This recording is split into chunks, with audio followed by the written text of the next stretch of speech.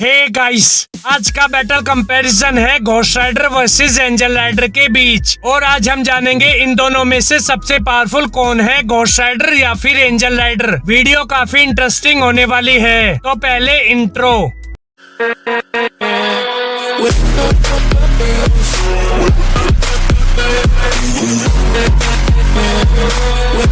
Ghost rider Johnny Blaze नाम का एक नॉर्मल लड़का होता है और जॉनी स्टंट्स को परफॉर्म करता है, लेकिन फिर जॉनी अपने फादर की जान बचाने के लिए डीमन मेफिस्टो से एक डील करता है और जॉनी अपने फादर की जान बचाने के लिए डीमन मेफिस्टो को अपनी सोल दे देता है और फिर जॉनी को मिलती है घोस्ट राइडर की स्पिरिट, जिसके बाद जॉनी ब्लेज घोस्ट राइडर में ट्रांसफॉर्म हो जाता है। अगर बात करें घोस्ट राइडर की बेसिक पावर्स एंड एबिलिटीज की, तो घोस्ट राइडर की बेसिक पावर्स एंड एबिलिटीज है जैसे super human strength, super human durability, super human agility, speed and stamina, regenerating healing factor, hell fire, size manipulation, clone making, pin and steer, immortality. और Marvel Comics के अंदर ghost rider demon Mephisto, Lucifer और Avengers को हरा चुका है। तो ये थी powers and abilities of ghost rider. अब हम बात करेंगे एंजल राइडर की। एंजल राइडर मार्वल कॉमिक्स के अंदर पहला एंजल राइडर बना था डैनी कैच और डैनी कैच को पावर्स मिली थी नोबल केन घोस्ट राइडर से,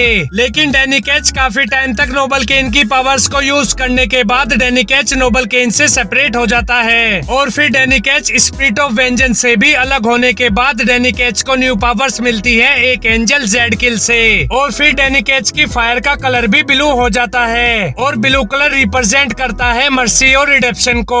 अगर बात करें एंजल राइडर की बेसिक पावर्स एंड एबिलिटीज की, तो एंजल राइडर की पावर्स एंड एबिलिटीज सेम है घोस्ट राइडर की पावर्स एंड एबिलिटीज से, जैसे super human strength, super human durability, super human agility, speed and stamina, regenerating healing factor, hell fire, size manipulation, clone making, pin and steer, immortality. तो ये थी powers and abilities of angel rider. अब हम बात करेंगे ghost rider versus angel rider के battle की। तो एंजल राइडर और घोस्ट राइडर दोनों की पावर्स एंड एबिलिटीज सेम है, लेकिन मार्वल कॉमिक्स के अंदर एंजल राइडर को घोस्ट राइडर से सुपीरियर बताया गया है, क्योंकि एंजल राइडर के अंदर कोई भी करप्शन नहीं है और एंजल राइडर का पूरा बैलेंस कंट्रोल होता है एंजल राइडर के होस्ट और जेड किल के बीच। लेकिन घोस्ट राइडर के केस में उल्टा है, घोस्ट राइडर के अंदर करप्शन है। जेराथोस और घोस्ट राइडर के होस्ट के बीच हमेशा स्ट्रगल होता रहता है to control over ghost rider और इसलिए मोस्टली केसेस में घोस्ट राइडर अपने ऊपर कंट्रोल नहीं कर पाता।